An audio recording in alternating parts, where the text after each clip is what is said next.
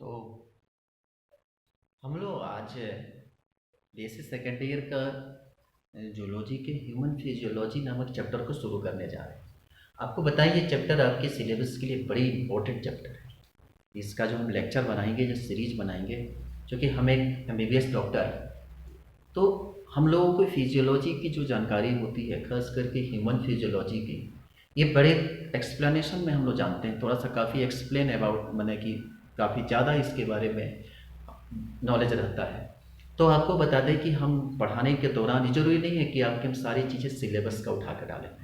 बहुत सारी चीज़ें ऐसी होगी जो हम थोड़ा बाहर की चीज़ भी बताएंगे, कुछ डिजीज के बारे में, ठीक है, कुछ नए नए ब्लड वेसल्स के या कुछ ऑर्गन्स के बारे में, कुछ उसके ट्रीटमेंट के बारे में, ठीक है, उसके कुछ एक्स्ट्रा फंक्शन के बारे में हम कुछ नई चीज़ें भी इसमें डालेंगे। कोशिश करेंगे कि आपको और बेहतर से बेहतर हम समझा सकें, ठीक है। तो आज हम लोग जो इसमें सीखने जाएंगे, तो हम लोग ह्यूमन फिजियोलॉजी में ये पूरा एक जितना भी बड़ा लेक्चर होगा पूरी फिजियोलॉजी का, उसका हम लोग तैयार करेंगे। वो 20 पार्ट में, 25 पार्ट, 30 पार्ट में, वो फर्क नहीं पड़ता। पूरा मतलब कि डाइजेशन से लेकर और लास्ट में रिप्रोडक्शन तक ये पूरी लेक्चर जो होगी इस पर कवर होगी। इसमें आपको एक एक चीज़, एक एक बारीकियों के बारे में विथ डायग्रामेटिक समझाया जाएगा। क्योंकि अगर जो बच्चे हमारे पुराने हैं, आप देख कर आज नया आप लगा होगा कि अरे सर आप जगह बदल दिए। जगह इसलिए बदल दिए कि चूँकि यूनिवर्सिटी जहाँ हम पढ़ते हैं, जैसे मेडिकल कॉलेज में है, उस कॉलेज में चूँकि कॉलेज इस समय ओपन हो चुका है, बच्चे अब आ जा रहे हैं। और हम जो है आपको जानकर, अगर नए हैं तो आपको जानकर आश्चर्य होगा कि हम इस समय जो वीडियो बना रहे हैं उस देश में है जिस देश में मतलब थोड़ा सा काफ़ी रिस्ट्रिक्शन है, लेकिन ये देश काफ़ी अच्छी तरीके से ठीक हो चुका है। अभी हम चाइना में हैं और चाइना से आपके लिए हम वीडियो बना रहे हैं, इसलिए हमारी मेहनत को थोड़ा सा आप भी शेयर करिएगा दोस्तों को, और चैनल को अगर सब्सक्राइब नहीं किए होंगे तो कर लीजिएगा, और अपने दोस्तों को ज़रूर बताइएगा, ताकि हर दोस्त के पास हम इतना मेहनत कर रहे हैं आपके लिए, तो कम से कम हमारी मेहनत के लिए थोड़ा सा तो आप मेहनत कर ही सकते हैं, ठीक है। तो आज हम लोग शुरू करेंगे और इसमें हम लोग सीखेंगे ह्यूमन फिजियोलॉजी। आपको बताएं कि आपको ह्यूमन फिजियोलॉजी की बहुत अच्छी जानकारी है, बहुत कुछ आप ऑलरेडी जानते हैं, और आज हम सिर्फ बेसिक बात करेंगे, बहुत ज़्यादा चर्चा नहीं करेंगे इसके बारे में। हम बेसिक चीज़ें पढ़कर उसके बाद अगले जो लेक्चर होगा उसमें काफ़ी हम डिस्क्रिप्शन करेंगे। आज छोटा 25-30 मिनट का ही वीडियो बनाएंगे, लेकिन बेसिक चीज़ें आपको सिखाएंगे। तो आपको हम बताएं कि ह्यूमन फिजियोलॉजी में जब आप क्लास 10th में होंगे, तो 10th में भी ह्यूमन फिजियोलॉजी के बारे में बड़े थोड़ा ही दिया है, पर बड़े अच्छे तरीके से दिया है। तो कहते हैं कि जब भी हम लोग ह्यूमन फिजियोलॉजी को पढ़ना शुरू करते हैं, तो उस दौरान सबसे बड़ा चीज़ होता है कि हम लोग ये सीखने की कोशिश करते हैं कि हमें पढ़ना क्या क्या है, ठीक है। तो उसमें सबसे पहला अगर हम लोग बात करें, तो सबसे पहला चीज़ हम लोग पढ़ते हैं एपिडर्मेटोलॉजी को, ठीक है। लेकिन अगर अफसोस की बात यह है कि एपिडर्मेटोलॉजी हमारे सिलेबस का पार्ट अब नहीं है, ठीक है। एपिडर्मिस के बारे में, डर्मिस के बारे में हम लोग अब नहीं पढ़ते हैं, लेकिन बाद में लास्ट में आपको हम इसके बारे में भी कुछ बता देंगे। जब हम रिप्रोडक्शन अगर खत्म करेंगे, आपके सिलेबस में देखेंगे अगर थोड़ी सी भी कहीं चर्चा होगी तो हम, अगर आप लोग बताइएगा, ऐसे आपके सिलेबस में है नहीं, आप नीचे कमेंट बॉक्स में हमको बता दीजिएगा कि अगर आपको एपिडर्मेटोलॉजी के बारे में भी अगर कुछ जानना होगा तो हम उसके लिए थोड़ा सा लेक्चर बना देंगे, ठीक है। कि कैसे पेपल्स चेहरे पर आते हैं, पेपल्स आते हैं तो किस एज में पेपल्स कैसे ठीक होता है, उसके बाद से कौन कौन से स्किन के क्या क्या लेयर होते हैं, उनके बारे में जो है एपिडर्मेटोलॉजी में पढ़ा जाता है। तो अगर आपको जरूरत पड़ेगा तो आप हमें कमेंट बॉक्स में बता दीजिएगा, तो हम आपको एपिडर्मेटोलॉजी की वीडियो जो है अपलोड कर देंगे, ठीक है। चलिए, तो पहला चीज हम लोग पढ़ते हैं, इसमें लोग पढ़ते हैं एपिडर्मेटोलॉजी, ठीक है। अब आपके बाद दूसरे जो हम लोग सीखते हैं ह्यूमन फिजियोलॉजी का सेकंड पार्ट में हम लोग पढ़ते हैं, वो होता है डाइजेशन। अब आपको बताएं, जिसको हम लोग कहते हैं डाइजेशन, इसके अंतर्गत हम लोग पढ़ते हैं डाइजेस्टिव सिस्टम, ठीक है। तो सेकंड जो हमारे पास सिस्टम आता है उसको हम लोग कहते हैं डाइजेस्टिव सिस्टम। हम ऊपर से आते हैं, ठीक है। एपिडर्मिस पढ़ लिए, अपर लेयर, फिर उसके बाद डाइजेशन मतलब फूड पार्टिकल्स को लिए। फूड पार्टिकल्स को लेने के बाद, डाइजेशन के बाद हम लोग क्या करते हैं, रेस्पायरेशन। मतलब हमारे पास आता है टर्म रेस्पायरेशन। जहां रेस्पायरेशन आता है मतलब आता है यहां पर रेस्पायरेटरी सिस्टम, ठीक है। इसके बाद जहाँ रेस्पिरेटरी डाइजेशन में हम लोग क्या करेंगे कि डाइजेस्टिव सिस्टम में सबसे पहले डाइजेस्टिव सिस्टम को हम लोग दो भागों में बांटते हैं। सबसे पहला भाग जो होता है उसको हम लोग कहते हैं एलिमेंट्री कैनाल, ठीक, और दूसरी जो पार्ट होता है उसको हम लोग कहते हैं डाइजेस्टिव ग्लैंड। तो एलिमेंट्री कैनाल हम जब आगे पढ़ेंगे तो इस डाइजेस्टिव सिस्टम को आगे चलकर दो भाग में हम लोग सीखेंगे। एक होगा आपका एलिमेंट्री कैनाल और दूसरा जो होगा उसे कहते हैं हम लोग डाइजेस्टिव ग्लैंड। एलिमेंट्री कैनाल में हम लोग सीखेंगे माउथ के बारे में, पहले लिप के बारे में, टीथ के बारे में, माउथ के बारे में, जा उसके अंदर जबड़ा जिसको बोलते हैं, टंग्स के बारे में। फिर उसके बाद आएंगे एसोफेगस के बारे में, फिर फेरिंग्स के बारे में, फेरिंग्स के बाद से दो भाग में बटेगा, एक होगा आपका ट्रैकिया, एक होगा एसोफेगस। ट्रैकिया के बारे में हम लोग नहीं पढ़ेंगे, एसोफेगस के बारे में पढ़ेंगे। एसोफेगस से जाएंगे स्टोमक के पास, स्टोमक से जाएंगे हम लोग कहाँ पे, इंटेस्टाइन के पास। इंटेस्टाइन को हम लोग बांटेंगे दो भाग में, स्मॉल इंटेस्टाइन, लार्ज इंटेस्टाइन, और फिर उसके बाद रेक्टम और एनस के बारे में पढ़ेंगे। ये हाँ सीखते हैं हम लोग एलिमेंट्री का। डाइजेस्टिव ग्लैंड में क्या होता है कि बकल कैविटी के अंदर हमारे पास डाइजेस्टिव फूड की डाइजेशन की शुरुआत जो होती है वो साधारण तौर पर बकल कैविटी से ही शुरू हो जाती है, ठीक है। बकल कैविटी के अंदर जो होता है वो पैरोटिड ग्लैंड्स पाए जाते हैं, हम सलेवरी ग्लैंड के नाम से जानते हैं।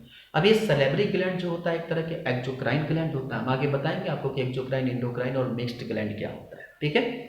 तो ये एक तरह के एक्सोक्राइन ग्लैंड होता है जिसकी संख्या 3 होती है, उसको हम लोग पढ़ेंगे आगे चलकर। Parotid gland, extension parotid gland, सब मैक्सिबुलर ग्लैंड और क्या कहते हैं सबलिंगुअल ग्लैंड, ठीक है। तो हम लोग आगे चलकर सीखेंगे हम लोग।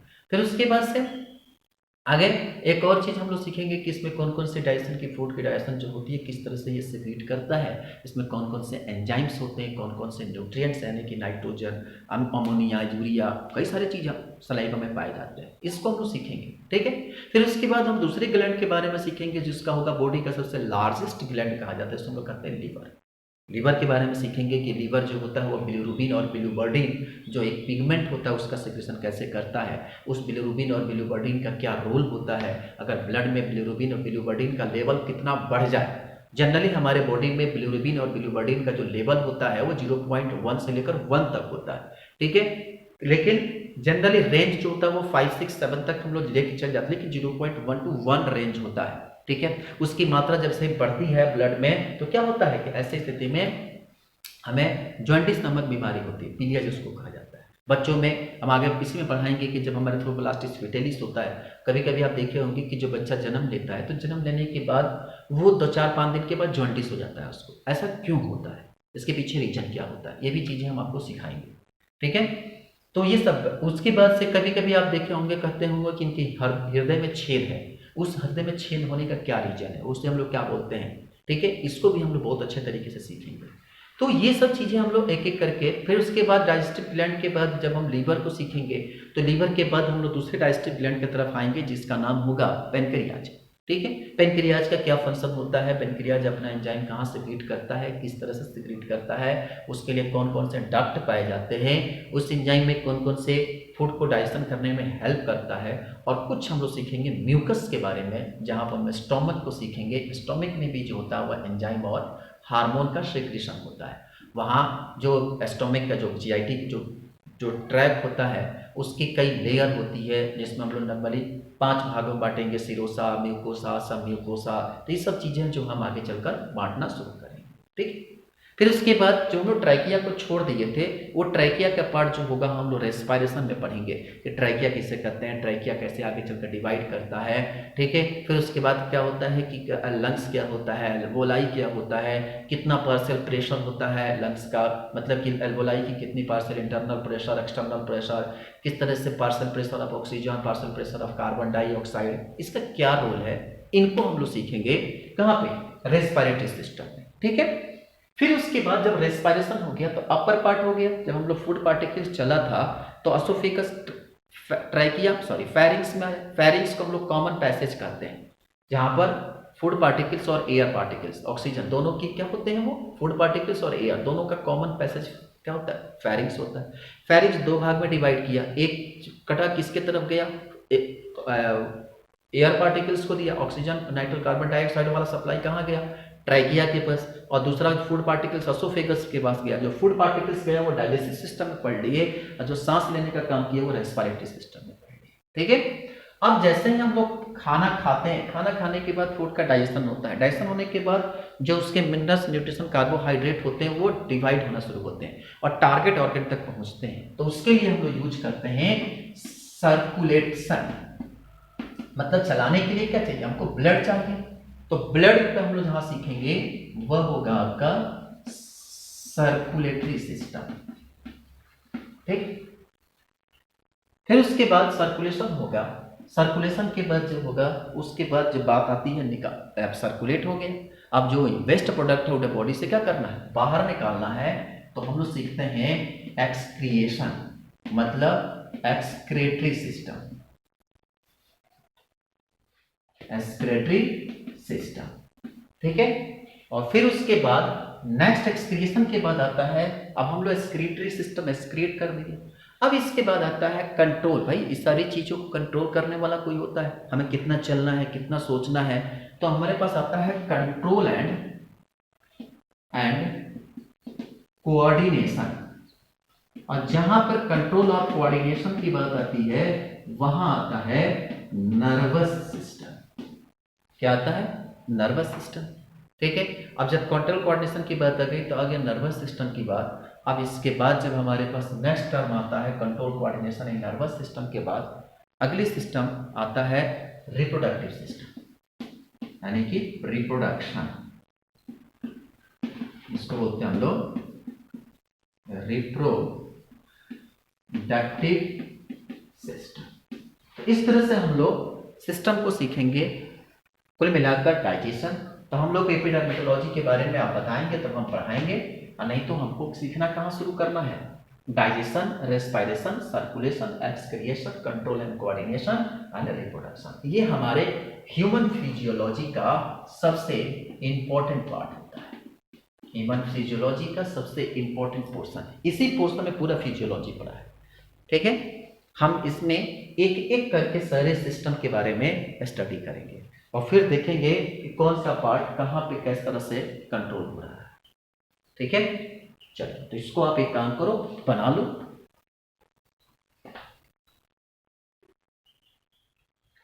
इसको आप बना लो और ध्यान रखना कॉपी लेकर बैठना साथ में, ताकि आपको लिखने की जहाँ ज़रूरत पड़ेगी, क्योंकि नोट्स तो बनाना है, तो जहाँ आपको लिखने की ज़रूरत पड़ेगी वहाँ हम आपको लिखवाते चलेंगे।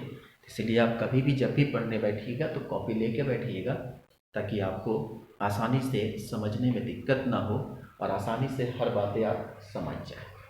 ठीक है, चलिए बना लिए। अब इसको हम मिटाते हैं। अब आपको हम शुरू करते हैं क्या चीज़? Digestive system. ये चूंकि आज यूनिवर्सिटी खुली हुई थी, हम लोग बाहर आए थे घूमने, सोचे कि रोको एक वीडियो बना देते हैं, फिर कल से हम लोग अपने पुराने लोकेशन पर वीडियो बनाएंगे। अगर यूनिवर्सिटी खुली रही तो कोई दिक्कत नहीं है, एक दो वीडियो हम यहाँ से भी बना देंगे। इस यहाँ से वीडियो बनाने से एक चीज़ का तो बेनिफिट है कि आपको बिल्कुल एहसास होगा कि हम क्लासरूम में बैठे हैं।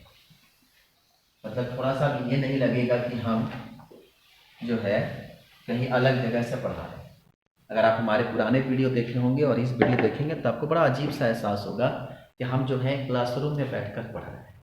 अगर आप हमारे बात से सहमत हो तो जरूर हमको बताइएगा।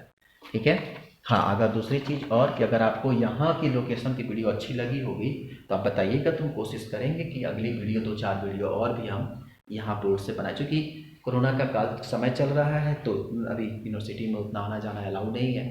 फिर भी हम लोग ऐसे ही फॉरेनर को जल्दी अलाउ नहीं होता है यूनिवर्सिटी में जाना, लेकिन जो फॉरेनर यहाँ पर है तो उन लोगों को अलाउ हुआ है जाने आने का, कोई दिक्कत नहीं है। तो हम कोशिश करेंगे कि हम वीडियो जो है यहीं से बना दें। ठीक है, अब बाकी समय आपको बताएगा जैसे क्या होता है। ठीक है, चलिए अब हम शुरू करेंगे डाइजेस्टिव सिस्टम। अब देखो डाइजेस्टिव सिस्टम में सबसे पहला हमारे पास बात आता है, देखो 2-3 टर्म आता है। एक होता है इजेशन, ठीक है, समझ रखना, एंट्री करना, इजेशन, इन करना। ठीक है, तो एक टर्म आता है इजेशन। क्या होता है? फूड पार्टिकल्स को लेना। ठीक है, ये सब टर्म आप सीख चुके हैं पहले से। किसी भी फूड पार्टिकल्स को जब हम लेते हैं तो पूरी सिस्टम जो है आगे चलकर कई भागों में बांटती है। जैसे आपको बताएं, फूड पार्टिकल्स को लिए तो लेना हमारे पास हुआ इनहेल करना, इजेशन, ठीक है। उसके बाद क्या होता है कि फूड पार्टिकल्स को लेने के बाद उसे हम लोग चबाते हैं। चबाने के बाद जब पेट में जाता है तो वहां से होता है इमल्सिफिकेशन, ब्रेकडाउन होना, ठीक है। ब्रेकडाउन होने के बाद फूड पार्टिकल्स का ब्रेकडाउन होता है तो होता है डाइजेशन। तो हम लोग दूसरा टर्म जो सीखते हैं, हम लोग पढ़ते हैं इजेशन, दूसरा टर्म हम लोग सीखते हैं डाइजेशन, ठीक है। तीसरा हम लोग सीखते हैं क्या कीजिए, इमल्सिफिकेशन हो गया, बॉडी पार्टिकल्स टूट गया, डाइजेशन हो गया। फिर हम लोग सीखते हैं सर्कुलेशन, और उसके बाद सीखते हैं हम लोग एक्सक्रिएशन, और एक्सक्रिएशन के बाद हम लोग सीखते हैं इजेशन। एक्सक्रिएशन को ही हम लोग आगे चलकर हम लोग इजेशन के नाम से जानते हैं, ठीक है।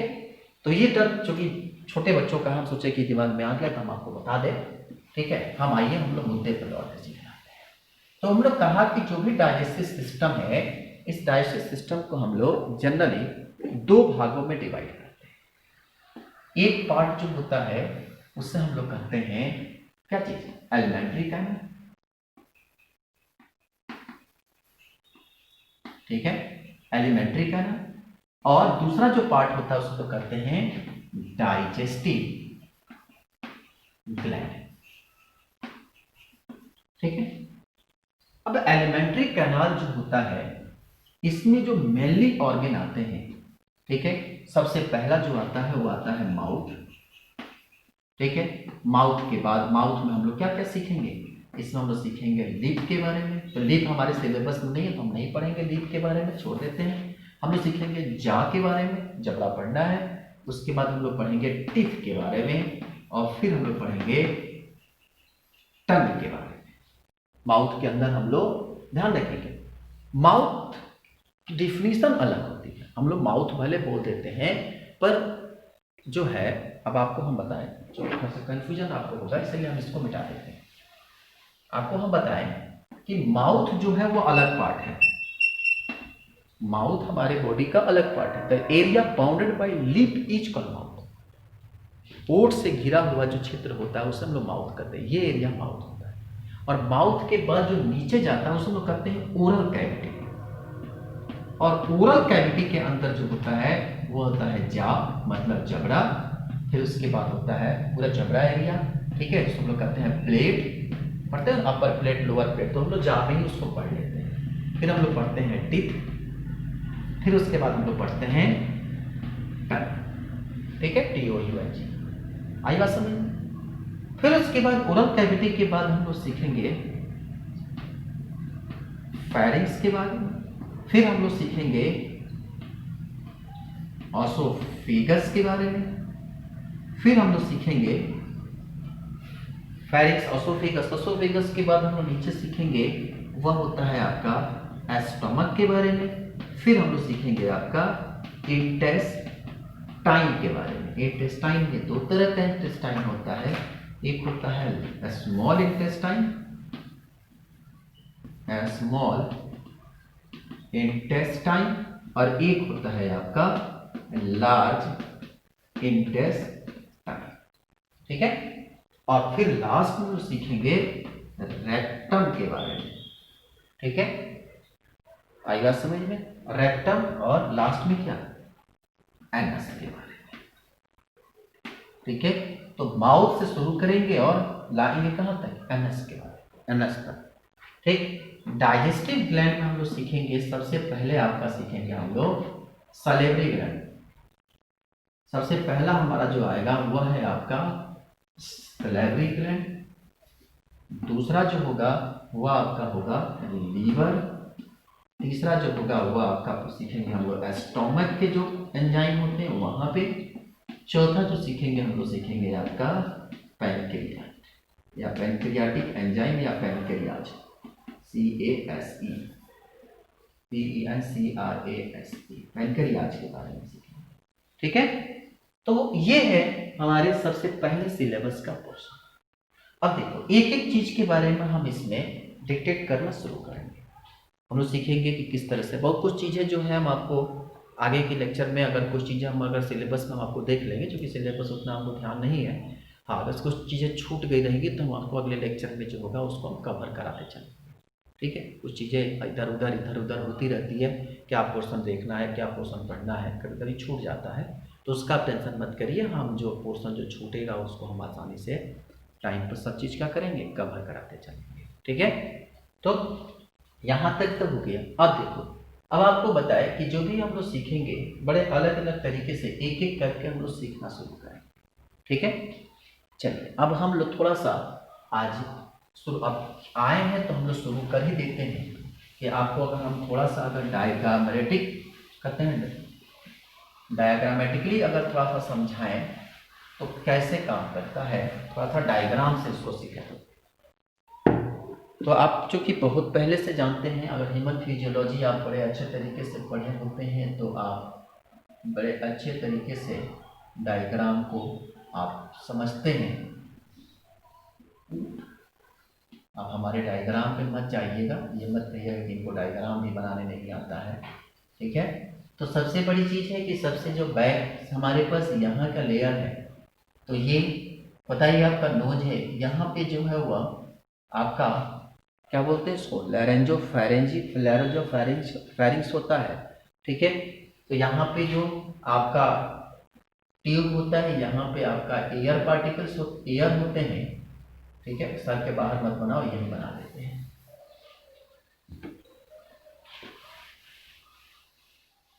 ठीक है, हम अब ये बताएंगे कि यहाँ पे कैसे क्या करते हैं, ग्लैंड का लोकेशन होता है। फिर उसके बाद यहाँ से ये पाइप आता है, और पाइप आने के बाद ये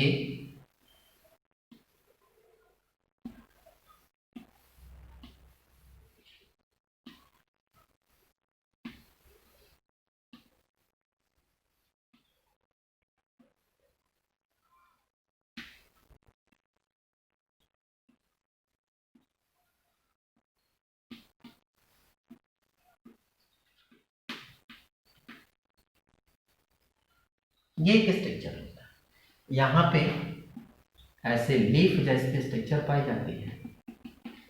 यहाँ पे जो होता है वह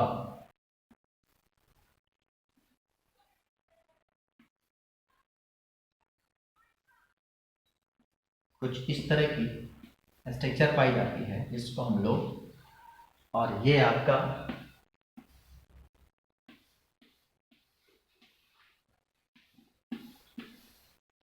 ठीक है, ये आपका मेन लोकेशन होता है। ये एरिया जो एरिया लीफ से बाउंडेड होती है उसको हम लोग माउथ कहते हैं।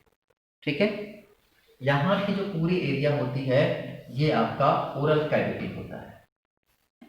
ठीक है, ओरल कैविटी के अंदर यहाँ पर आपका जो जहाँ से प्लेट होता है, यहाँ अपर प्लेट होता है, नीचे लोअर प्लेट होता है, बीच में जो होता है वह टंग्स पाए जाते हैं, दोनों तरफ सर्फेस में टीथ पाया जाता है। ठीक है, अब ये जो ट्यूब होता है ये आपका ईयर है, यहाँ पर आपका सबसे पहला ग्लैंड जिसको हम लोग पैरोटिड ग्लैंड कहते हैं। ठीक है, एक पैरोटिड ग्लैंड यहाँ होता है, दूसरा जो ग्लैंड होता है वह क्या करता है, टंग्स के नीचे होता है, और तीसरा जो होता है वह लोअर मतलब कि सीजर के पास होता है। तो हम आपको लोकेशन सबका बताएंगे, आप चिंता मत करिए। ठीक है, ये जो हमारे पास होता है इसको लोग कहते हैं, पहले आप फेरिंग्स, सबसे पहले बात होती है उसको लोग कहते हैं फेरिंग्स का। फेरिंग्स आगे चलकर क्या करता है, ये दो भागों में डिवाइड करता है। एक तरफ आपका लंग्स का पोर्शन आ जाता है। ठीक है, तो ये हमारे पास जो होता है क्या मिलता है, आगे थोड़ा सा नहीं तो दिक्कत है बोर्ड पे लिखने पे, तो पूरा डायग्राम जो होता है थोड़ा सा भी अगर हाथ लगेगा तो बड़ा अजीब सा लगता है। तो ये जो हिस्सा है उसे हम लोग कहते हैं ऑसो फेगस का। ठीक है, यहाँ पे जो आता है इसे हम लोग कहते हैं एस्टोमिक का हिस्सा है। अगर हम सिखाएंगे आगे कि एस्टोमिक जो होता है कई अलग अलग भागों में डिवाइड होता है, यहाँ पर एक छोटा सा वाल्व पाया जाता है, इससे हम लोग कहते हैं कौन सा, चूंकि ये हमारे पास एस्टोमिक का कौन सा हिस्सा होता है, ये हिस्सा जो होता है उसे हम लोग कार्डिक कहते हैं। ये हिस्सा जो होता है वह कौन सा हिस्सा होता है, ये हिस्सा आपका कार्डिक होता है। ठीक है, आप नीचे का हिस्सा कार्डिक होता है। ठीक है, ये जो हिस्सा होता है उसे हम लोग फंडस हिस्सा कहते हैं। आगे चलकर हम लोग बॉडी भी पढ़ते हैं, और ये हिस्सा जो होता है उसे हम लोग कहते हैं पाइलोरिक। ठीक है, पाइलोरिक हिस्सा होता है।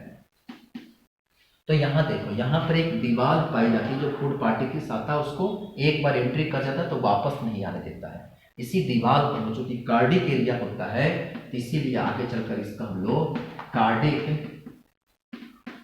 एस्फिंक्टर के नाम से जानते हैं। ठीक है, उसी तरह से यहाँ पे फूड पार्टिकल जब ये स्मॉल इंटेस्टाइन में जाता है तो यहाँ पे जो दीवार होता है उसको कहते हैं पाइलोरिक एस्फिंक्टर। ठीक है, अब इसके बाद ये जो लीफ जैसे स्ट्रक्चर होती है उसको हम लोग कहते हैं पैंक्रियाज। ठीक है, पैंक्रियाज बोलते हैं। ये जो हिस्सा होता है स्मॉल इंटेस्टाइन का, इसका हम लोग कहते हैं ड्यूडेनम। ये जो हिस्सा होता है उसको कहते हैं हम लोग जेजुनम। और जो सबसे फोल्डेड एरिया ज्यादा होता है उसको हम लोग कहते हैं इलियम।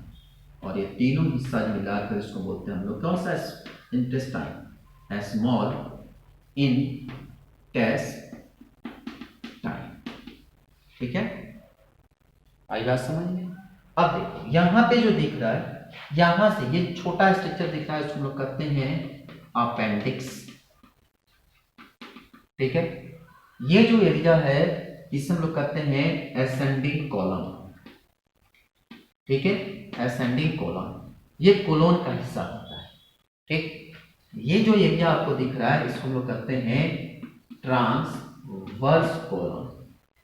ठीक है, और ये जो है आपका, इसको हम लोग कहते हैं हम लोग डिसेंडिंग कॉलम। ठीक, और ये जो एरिया है उसको हम लोग कहते हैं सिग्मोइड कॉलम।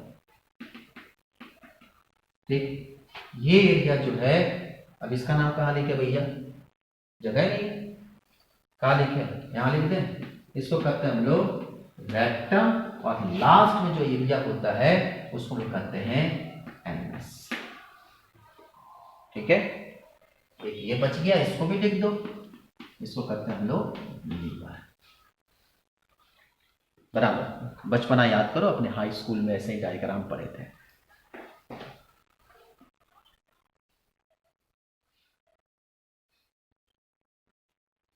ठीक है, बना लो इसको, ताकि लगे कि हाँ ह्यूमन फिजियोलॉजी हम पढ़ रहे हैं, क्योंकि डायग्राम जब तक नहीं बनाते तक मजा नहीं आता।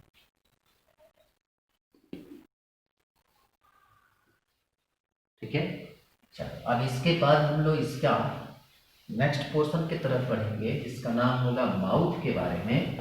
माउथ, तो एक काम करते हैं, अब हम लोग सीखेंगे इसके जो बाकी के सेक्शन है वो अगले क्लास में हम लोग इसको कवर करना शुरू करेंगे। ठीक है, तो आप आज इतना हम लोग सीख लिए, माउथ सीखेंगे अगले क्लास में, माउथ, जा के बाद फिर टेथ, टंग्स, ये सब चीज़ें हम लोग एक एक करके पूरा सीखेंगे। ठीक है, तो आप जरूर बताना कि आपको आज की क्लास कैसा लगा, इसमें आपको क्या और इम्प्रूवमेंट चाहिए, क्या हम और उसमें इम्प्रूवमेंट कर सकते हैं, और सबसे इम्पोर्टेंट चीज़ ये जरूर बताना कि आपकी क्लासरूम कैसा लगा। ठीक है, जो पुराने बच्चे हैं, नए बच्चे तो उनको तो पता ही नहीं है कि पुरानी क्लास में कैसा है, तो आज की क्लासरूम कैसा लगा। ठीक है, एक नए रूप में एक सरप्राइज आपको कैसा लगा, इस चीज़ को जरूर बताइएगा। अच्छा लगेगा तो हाँ, लास्ट में ध्यान रखेंगे, हर कोई वीडियो देखने के बाद नीचे कमेंट बॉक्स में ज़रूर कुछ ना कुछ लिखना, ताकि हमें अच्छा लगेगा देखकर, और अपने दोस्तों को ज़रूर शेयर करिएगा। ठीक है, तो आज इतना ही, बाकी हम लोग मिलेंगे फिजियोलॉजी के सेकेंड लेक्चर में। ठीक है, तब तक केमिस्ट्री की भी लेक्चर अपलोड की जा रही है, आप उसको भी आप देखते रहिए। आज इतना ही, तब तक के लिए आप लोग अच्छे से रहिए, सुरक्षित रहिए। Thank you so much.